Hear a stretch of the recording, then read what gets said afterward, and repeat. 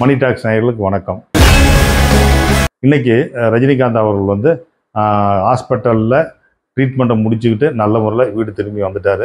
இது வந்து ரஜினி ரசிகர்களுக்கு மட்டும் இல்லை, நம்ம தமிழ்நாட்டு மக்களுக்கே வந்து ஒரு ஆறுதலான விஷயம், சந்தோஷமான விஷயம். சரி, ரைட்டு, ஓகே. இவர் ரஜினி வந்து ஒரு கடின உழைப்பாளி, சினிமா வந்து எந்த அளவுக்கு நேசிக்கிறார் அப்படிங்கிறது சொல்லவே தேவையில்லை. ஏன்னா இவர் வந்து ஷூட்டிங்கில் வந்துட்டு தான் உடம்பு சரியில்லாத திரும்ப ஹாஸ்பிட்டலுக்கு போனார். தொடர்ந்து இப்போ கூலி படத்தில் நடிச்சுட்டு இருக்காரு. இந்த கூலிக்கு முன்னாடி இவர் நடித்த படம் தான் வேட்டையன். இந்த படத்தினுடைய ட்ரெய்லர் வந்து 2 நாளைக்கு முன்னாடி ரிலீஸ் ஆச்சு. படம் வந்து 10ஆம் தேதி ரிலீஸ் ஆகுது. ஒரு 30-35 வயசு ஹீரோக்கள் வந்து எந்த அளவுக்கு துடிப்பாக அடுத்தடுத்த படங்கள் நடிச்சுட்டு இருப்பாங்களோ அந்த அளவுக்கு இன்றைக்கும் ரஜினிகாந்த் வந்து அவருடைய படங்களை கொடுத்துட்டு இருக்காரு. ஸோ வேட்டையன் இந்த படம் வந்து ட்ரெய்லர் ரிலீஸ் ஆகிருக்கு. 2 நிமிஷம் 39 செகண்ட் ஓடுது. இந்த ட்ரெய்லர் என்ன சொல்ல வருது, இந்த ட்ரெய்லர் என்ன பண்ணியிருக்காங்க அப்படின்னு பார்த்தீங்கன்னா, இந்த படத்தை வந்து இயக்கியிருக்கிறது உங்களுக்கே தெரியும், டிஜே ஞானவேல். இவர் ஏற்கனவே ஜெய்பீம் படம் சூர்யா வச்சு இயக்கியிருக்காரு. இவருடைய படங்களில் என்னன்னு பார்த்தீங்கன்னா, உண்மை சம்பவங்களை எடுத்து கதையை வந்து படமாக பண்ணுறது மட்டும் அல்லாமல் அங்கே என்ன புதுசாக நடந்திருக்கு. அப்போ நீங்கள் ஜெய்பீமில் பார்த்தீங்கன்னா, கோர்ட்டில் வந்து ஆட்கொளரும் மனுன்னு ஒன்று போட்டு அதையே வந்து கேஸாக கன்வெர்ட் பண்ணி ஃபஸ்ட் டைம் வந்து இந்தியன் கோர்ட்லேயே வந்து ஃபஸ்ட் டைம் வந்து அந்த ஒரு ஜட்ஜ்மெண்ட் வாங்கி கொடுத்தாங்க. இதுதான் அந்த கேஸ்ன்னு சொல்லியிருப்பாங்க. அதே மாதிரி தான் இப்போ இந்த படத்தினுடைய கதை என்னன்னு பார்த்தீங்கன்னா, ரஜினி வந்து ஒரு என்கவுண்டர் ஆஃபீஸராக வராரு அப்படிங்கிறது நமக்கு தெரியுது. இந்த என்கவுண்டர் ஆஃபீஸர் வந்து ரவுடிகளையும் அல்லது தப்பானவங்களையும் என்கவுண்டர் பண்ண பிறகு இவருக்கு என்ன மாதிரியான பிரச்சனைகள் வருது.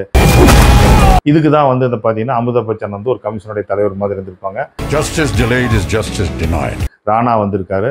நேரத்தோட மதிப்பு தெரிஞ்ச ஒருத்தன் தான். அதுக்கு அடுத்தது வந்து பகத் பாசில் நடிச்சிருக்காரு. திருடுங்கண்ணா முகமூடி போடணும்னு அவசியம் இல்லை. மஞ்சு வாரியர் நடிச்சிருக்காங்க. சார் நிறைய ஆர்டிஸ்ட் இந்த படத்தில் நடிச்சிருக்காங்க. ஐசோலேட் பண்ணி சொல்ல முடியல சார். ஸோ இது வந்து ஒரு பேன் இண்டியா படமாகவும் பிளான் பண்ணியிருக்காங்க. ஸோ மேக்கிங்கில் மற்ற பிரம்மாண்டத்தில் இது ஒரு பேன் இண்டியா படமாக உருவாகுது அப்படிங்கிறத விட கதையிலையும் டயலாக்லையும் எடுத்துக்கிட்ட இன்ஸ்டன்ட்லி இந்த படம் நிச்சயமாக வந்து ஒரு பேன் இண்டியா மூவியாக வந்திருக்கும், வரப்போகுது. என்ன காரணம் அப்படின்னு பார்த்தா இயக்குனர் தான். இவருடைய படங்களில் பார்த்தீங்கன்னா ஒரு பெரிய ஆக்ஷன் சீக்வன்ஸை காட்டுறதை விட ஒரு நல்ல எமோஷன் சீன், சென்டிமெண்ட் சீனை காட்டி அதை வந்து உருவாக்கி ஆடியன்ஸை உட்கார வைக்கக்கூடியவர். அதுதான் அந்த படத்துலேயும் நடந்திருக்கு. என்கவுண்டரில் புதுசாக அந்த படத்தில் ஏதாவது அவர் வந்து சொல்லிட்டு போகிறாரு. இது வந்து கோயம்புத்தூரில் 2 ஸ்கூல் பிள்ளைங்களை வந்து பாலியல் வன்கொடுமை செஞ்சு கொன்னதனுடைய ரியல் இன்சிடென்ட்னு சொல்கிறாங்க.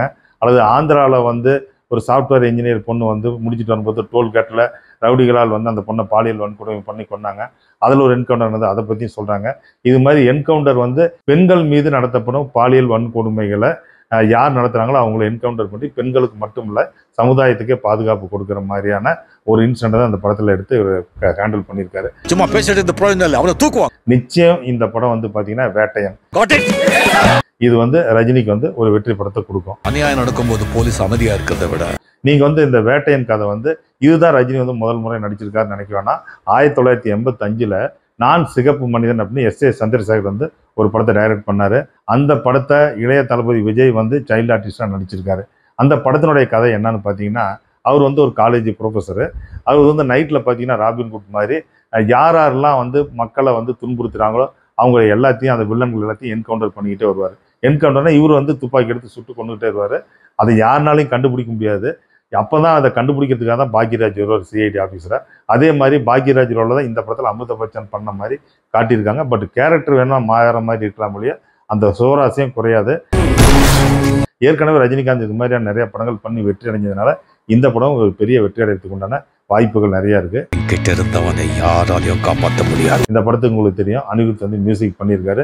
ஒரு வாரம் ரொம்ப அதிகம். கதிர் வந்து ஒளிப்பதிவு பண்ணியிருக்காங்க. 3 நாள்ல டிபார்ட்மெண்ட்டுக்கு நல்ல பேர் வரும். இந்த படம் வந்து ஒரு வெற்றி படமா நம்ம 10ஆம் தேதி பார்க்கறதுக்கு உண்டான எல்லாமே இந்த ட்ரெய்லர்ல இருக்கு. ஸோ ரஜினிகாந்த் அவர்களுடைய இந்த உழைப்புக்கு இந்த வெற்றி வந்து பெருசா வந்து இன்னும் தன்னம்பிக்கை கொடுக்கும். மணி டாக்ஸ் நேயர்களே, இந்த ட்ரெய்லர் ரிவ்யூ வந்து நம்ம மணி டாக்ஸ் சொன்ன மாதிரி பெரும்பாலும் யாரும் சொல்லியிருக்க மாட்டாங்க. நீங்கள் பாருங்கள், இதை ஷேர் பண்ணுங்கள், லைக் பண்ணுங்கள், சப்ஸ்கிரைப் பண்ணுங்கள்.